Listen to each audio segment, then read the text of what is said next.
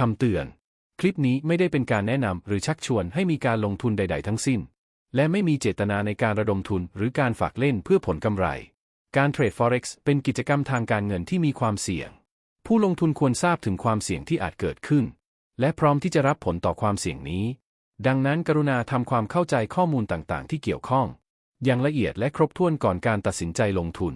และควรจะเข้าใจว่าการลงทุนเป็นความรับผิดชอบของคุณเองผู้ลงทุนต้องรับผิดชอบต่อการตัดสินใจของตนเองและความเสี่ยงทางการเงินที่อาจเกิดขึ้นได้